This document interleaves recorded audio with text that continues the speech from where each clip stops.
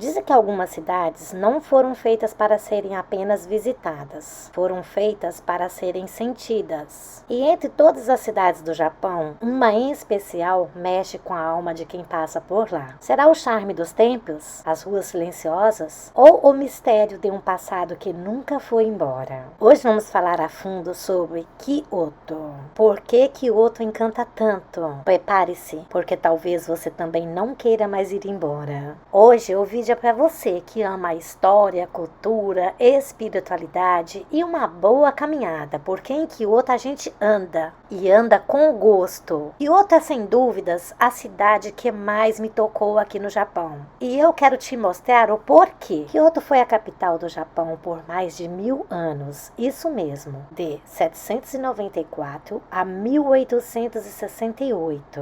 Ela sobreviveu a guerras, terremotos e até bomba atômica, que por sorte o destino nunca caiu lá. Hoje, ela guarda não só a arquitetura tradicional, mas também a espiritualidade, os costumes e o ritmo antigo de vida. Os templos mais encantadores de Kyoto são Kiyomizu-dera, Fukushima Inari Taisha, Kinkaku-ji, Ryoan-ji. E se você achar que um templo é tudo igual, espera até ver Kyoto. Cada um tem uma vibe, um cheiro, um silêncio diferente. Eu vou te contar um segredo. E cedinho muda tudo. Sério. Quer foto sem multidão? 6 horas da manhã é sucesso. Tem algo em Kyoto que faz a gente respirar diferente. Talvez seja o som dos sinos dos templos, o cheiro do incenso ou os jardins japoneses feitos para te fazer parar. Se você ama uma comida leve, saudável e diferente, Kyoto vai ser o paraíso. E não se preocupe, mesmo que você não gosta de tofu, vai se surpreender com o sabor que eles dão aqui.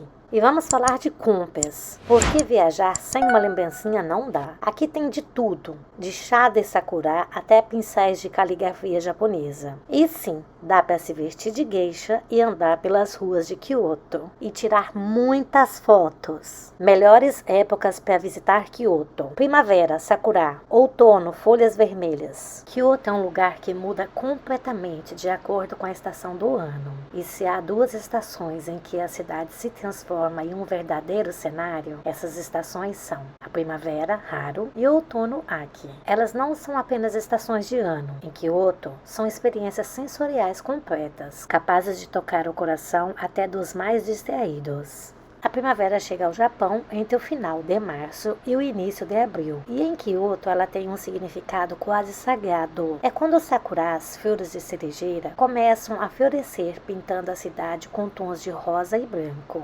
É impossível andar pelas ruas de Kyoto nessa época sem se emocionar. Os parques, os templos e as margens dos rios se transformam em verdadeiros túneis floridos. Locais como o caminho do filósofo Tetsugaku no Michi e o Parque Maruyama se enchem de visitantes, tanto japoneses quanto estrangeiros, que fazem o tradicional hanami, o piquenique sobre as cerejeiras. Mas a primavera não é só flores, o clima é ameno, fresco e há uma sensação de renascimento no ar. Depois de um inverno silencioso, Kyoto acorda cheia de energia, com as pessoas saindo mais, os festivais começando a pipocar e as vitrines se enchendo de doces temáticos com pétalas de cerejeiras, chá e comidas leves. É uma estação que convida à leveza, à contemplação, ao recomeço. E para nós mulheres tem um significado ainda mais profundo. É como um lembrete da beleza que existe na delicadeza, na transformação e na esperança de novos ciclos. Já o outono chega entre meados de outubro e novembro, e se a primavera é leve e doce, o outono em Kyoto é intenso, profundo e poeticamente melancólico. As folhas das árvores começam a mudar de cor, do verde para o amarelo, laranja, vermelho, vinho. É o famoso fenômeno do Koyo. E as paisagens se tornam tão vivas que parece que alguém passou pincéis de tinta aquarela por cima da cidade. Alguns dos melhores lugares para apreciar o outono são os mesmos que florescem na primavera: Kiyomizu-dera, Eikando, Arashiyama e o Jardim do Templo Tofuku-ji. São pontos que viram verdadeiras obras de arte naturais. O clima também colabora. O calor do verão já foi embora, mas ainda não chegou o frio rigoroso. O céu fica limpo, o ar é seco e os dias são perfeitos para caminhadas longas entre trilhas, jardins e templos. Mais do que um espetáculo visual, o outono traz uma sensação de profundidade emocional. É uma época de introspecção, de lembrar que tudo passa, que a beleza também está no fim dos ciclos, e por isso ele toca tão fundo. Kyoto no outono parece sussurrar algo dentro da gente, um convite para parar, respirar, aceitar, soltar, e por isso tanta gente se apaixona ainda mais pela cidade nessa época. Primavera ou outono? Não precisa escolher, só precisa sentir. Tanto a primavera quanto o outono revelam lados diferentes de Kyoto e também de nós mesmas. Se a primavera é juventude, sonho e leveza, o outono é maturidade, profundidade e sabedoria. Ambas são intensas à sua maneira. Ambas transformam a cidade. Ambas transformam a gente. Se você tiver a oportunidade de visitar Kyoto nessas estações, venha com tempo, com calma, com os olhos atentos e com o coração aberto. Por quê? Seja sob as folhas das cerejeiras ou entre folhas que caem suavemente das árvores. Kyoto não é só um destino, é um encontro com a alma. Estrangeiros em Kyoto, entre o encanto, o respeito e o fascínio pelo tradicional. Kyoto, com seus templos silenciosos, ruas estreitas de pedras, geishas passando discretamente ao entardecer e o aroma do incenso vindo dos altares. Parece uma pintura viva do Japão antigo. E é justamente esse cenário que atrai milhares de estrangeiros todos os anos. Mas o que será que eles veem em Kyoto? Como é a experiência dos estrangeiros nessa cidade onde o tempo parece ter parado? Kyoto é o Japão que o mundo sonha conhecer. Para a maioria dos estrangeiros, especialmente aqueles que estão vindo ao Japão pela primeira vez, Kyoto é parada obrigatória. E não é por acaso. Enquanto Tóquio representa a modernidade e Osaka a energia urbana, Kyoto é o coração cultural e espiritual do país. Os estrangeiros chegam atraídos por os templos milenares, as geishas, a cerimônia do chá, o silêncio das florestas de bambu em Arashiyama, os jardins zen e os portões vermelhos infinitos de Fushimi Inari. Eles querem ver tudo isso, mas acabam sentindo algo muito mais profundo. É comum ver turistas estrangeiros, principalmente mulheres, emocionadas nos templos, fotografando com cuidado, observando cada detalhe das lanternas de pedra, das portas deslizantes, dos trajes tradicionais. Kyoto desperta um respeito quase sagrado, até em quem não entende a língua. Kyoto é uma cidade que preserva suas raízes com firmeza, e isso pode ser desafiador para o estrangeiro que não está acostumado com códigos de condutas tão sutis. Coisas simples como não falar alto em público, respeitar os espaços sagrados sem tocar em tudo, andar do lado certo na escada rolante, não fotografar geishas sem permissão. Tudo isso é parte da etiqueta local. E os estrangeiros que realmente se conectam com Kyoto são aqueles que observam, aprendem e respeitam esses costumes. É comum ver turistas se desculpando ao cometer um deslize ou tentando aprender algumas palavras em japonês para se comunicar melhor. E os moradores de Kyoto, mesmo sendo mais reservados que os de outras regiões, costumam retribuir esse respeito com gentileza e sorriso discreto. Muitos vêm e decidem ficar. Além dos turistas, há um número crescente de estrangeiros que escolhem morar em Kyoto, sejam para estudar, professores, artistas ou pessoas em busca de uma vida mais tranquila, conectada à espiritualidade. Olha o que encontramos. Alguém esqueceu a chave, mas ninguém mexe. Ela continua aqui. Se você ficou com vontade de conhecer Kyoto e outros cantinhos do Japão com calma, sem estresse, com tudo organizadinho,